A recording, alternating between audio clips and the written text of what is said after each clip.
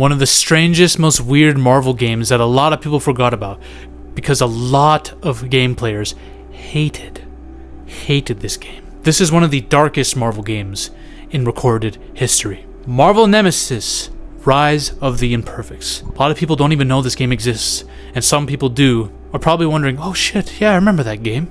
What the hell was that game? Now, I'm a cinema guy. A lot of people are going to be like, Zafi, why are you talking about games? Why are you talking about this? Because while my channel is dedicated to movies, I'm going to be honest, guys. I love this game. I loved it as a kid, and I love it now. Why? I used to put this game on and call family friends over. I used to play it with my brother all the time. I love this damn game. And I'm not afraid to say it. This was a game that was popular at a time where me and my friends would game and play stuff like Marvel Ultimate Alliance. Alright? Marvel Ultimate Alliance was another Marvel game that was pretty popular at the time, and I think it was successful enough that it got its own sequel as well. And may I say, Marvel Ultimate Alliance has one of the greatest cinematic scenes ever. The best cinematic opening scene I've ever seen in my life, in terms of Marvel. Spider-Man, Thor, Wolverine, Captain America fighting an army of robots sent by Dr. Doom. Dude, watching Spider-Man bash two robots together got me hard. No Diddy, alright? I love it.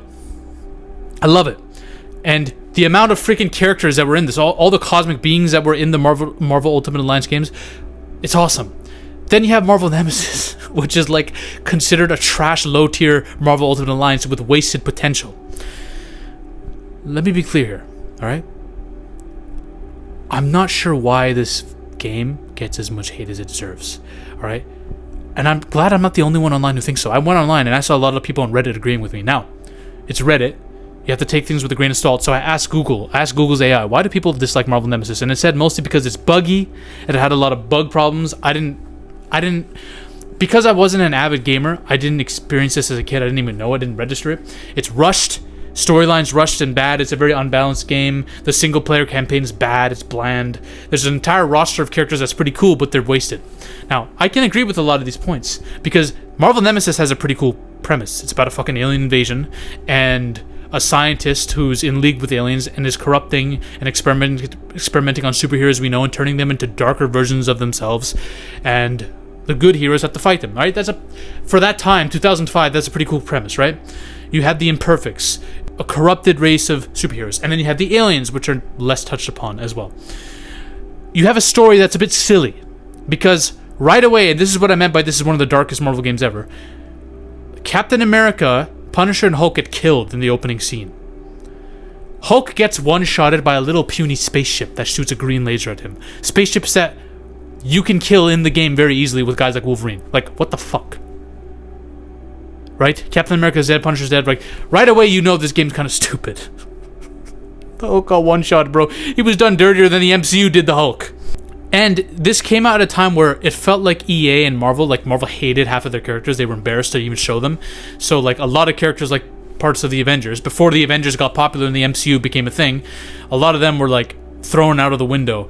And you got guys got like Venom and Spider-Man, of course, who are going to be highlighted over everyone else. In fact, you got guys like Daredevil and Elektra in this game too. At a time where I didn't even see Daredevil in a lot of Marvel games. I didn't see him until Marvel Ultimate Alliance 2 when he kind of like came into the fray, but wasn't one of the more popular ones. Elektra, for God's sakes, is in this, looking fine as hell, might I add. I'm a big Daredevil and Elektra fan, so I was glad to see that. Magneto's in this too. Now, I dusted the game off, took it out of its corner in the middle of my basement with the cobwebs, and I played it again for the first time since 2009, 2010. Bro, it's been like what? It's been damn near almost 2 damn decades, bruh, since I played this game. The reason this game came to my mind recently is because I was playing a boxing game called Fight Night Championship. I'm a big fighting game fan, Mortal Kombat, all that kind of stuff. But boxing, because I'm into boxing, especially with UFC and all this stuff, like I actually like to test boxing skill in a game. I can't wait to try it in virtual reality too and see how that works. But this game started glitching out on me. It started saying like I need to adjust the time settings on it with Wi-Fi. I was like, no, bro, fuck this. I'm not a gamer. So I was like, man, I wonder what happened to Marvel Nemesis. That was a cool fighting game. So I dusted it off and put it in my PS2. This is a real image of my game in the PS2. The shittiest graphics I've ever seen now, but I still love it. And after playing it again, I now understand the difference between my enjoyment of this game and many people who disliked it. The single player mode is mid as fuck. It's not good. In fact, it's hard to get through. I wouldn't do it at all. I wouldn't even bother playing it. And that's the thing. Many gamers considered the single player mode a waste of time, a waste of space. And you know what? Why wouldn't they? It is glitchy. The story itself is pretty crap. The main villain that the story centers around, Niles Van Rokel, is not interesting at all. Neither of his plans are interesting. The story is shit. The imperfects, the whole plotline with corrupted heroes is barely even touched upon. It's wasted. You fight a hero and then make him good again. Like, it's that type of shit, you know? It's not that crazy. And the EA original characters in this storyline, a lot of them aren't interesting, but some of them are. Like, my favorites are Johnny Ohm and Paragon. Johnny Ohm is basically like Electro and the dude from Infamous, like, put together in one. Pretty much the same powers, but is a cool character nonetheless, and Paragon has some of the sickest powers in the game. But everyone else is kind of like wasted. I don't even remember them. The single player, this is my summary of this game. The single player mode of this game, dog shit. This is a bad single player game. But a multiplayer fight game, holy god, this game is still fucking awesome. It was awesome back then. I would call my friends who lived 2 minutes away and they would come just to play this game. I had Need for Speed games ready to go, Mario, Sonic, all this shit, but we played this game. This game was fucking awesome. And I'm not a big gamer, but I played games like Tekken, Mortal Kombat, fight games, right? I played Marvel vs. Capcom. I played UFC games. I played boxing games. I love this game. Because the gameplay, as glitchy as it might be at times, for me, today, still playing it today, it still kind of holds up low-key. The fight moves, everything about it.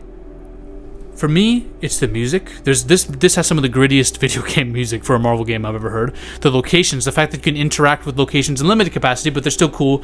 You can interact with objects too, and the power scaling of the game with the characters holds up too. Here, let me show you this. You see this truck right here? If you're a character in the comics or the movies who can't lift a truck or a car, you're not lifting a truck or a car. Daredevil, Elektra, and Wolverine are fucked. But Spider-Man, Venom, Magneto, Iron Man, oh, if you're fighting them, you're going to have a tough time because they can kick that shit at you. They can throw that at you. They have powers like shooting missiles, webs, and all this stuff, right? Like, I love that the power scaling is low-key kind of shown. Now, granted, you're still able to beat the shit out of each other, fight. So, like, Elektra wouldn't stand a chance against Venom, right? But you can still fight. You can still have these two fight each other in the game. But still, the fact that the powers are not neglected, I really love that. All right, you have something called rage mode, where if your character's whooping another one badly, you'll get awarded for it by the game, and you'll get rage, where you have unlimited, pretty much ammo. If you like shooting webs at people, you get unlimited webs. Where in normal gameplay, there's a load time for the webs.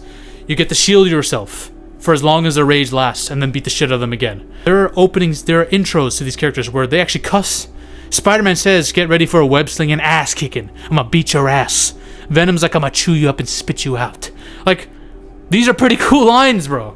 Like, there's a lot of stuff in this game that's pretty cool.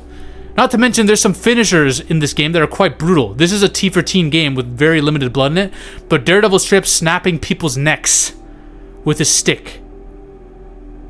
Spider-Man is spider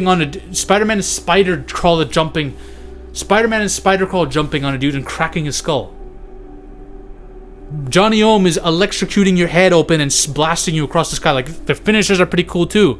Not to mention, Wolverine stabs the shit out of you in this game. And there's blood. Now, the problem that many people will have is there's a limited selection of characters. You have Iron Man, The Thing, Wolverine, Spider-Man, Daredevil, Elektra, Venom, right? Storm. And you can and then you can choose between one or two, like the good version of them or the mutated, corrupted, imperfect version of them, right? And that's cool. But then you have EA original characters like Niles Van Rokel and some of the imperfects that a lot of gamers don't give a fuck about, let's just be real. But as limited a selection as that is, I think it's pretty damn awesome. I think the fact that you have Spider-Man and Magneto in there, Wolverine, I think that carries it because these are fan favorites, all right? I love beating the shit out of people with Spider-Man. Spider-Man in this game is the funnest to fight with.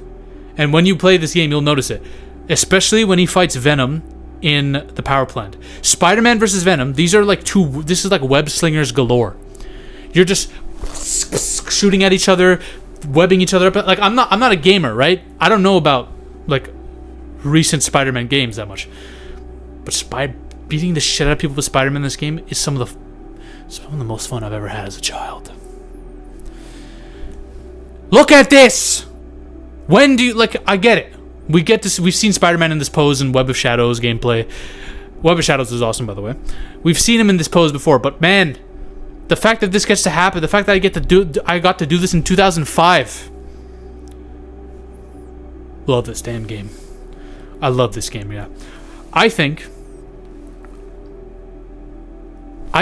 that everyone should look back on this game fondly, because we need to appreciate this. Especially if you have friends that want to play with you. As a single player, because most games now are single player, I come from a multiplayer world where racing games used to be multiplayer, as they should be, by the way. I barely see any multiplayer racing games, and it triggers the fuck out of me. Fighting games, well, they're multiplayer now too, of course they have to be. But games like this, if you have friends around, it's the funnest time ever. It's some of the funnest times I've ever had. I had more fun playing this than Marvel Ultimate Alliance with my friends, where we all team up together and fight shit. Like, bro, Marvel Ultimate Alliance 2 is a ripoff too. I finished the story, and 7 of the characters were not unlocked. I was like, bro, what the fuck? I wanted to fight with Ghost Rider. I never got the chance. So, I love Marvel Nemesis. I'll always be a stan for it. Just fuck the single player mode. Multiplayer mode's where it's at, alright? Marvel Nemesis is goated. Bye.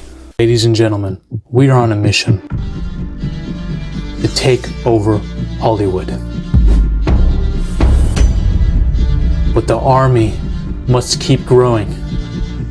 If you want to suggest video topics to me, or talk about your favorite movies or favorite film theories in a community with like-minded individuals, join the Zafy Discord now. Link is in the description and the comment section as well. Join us.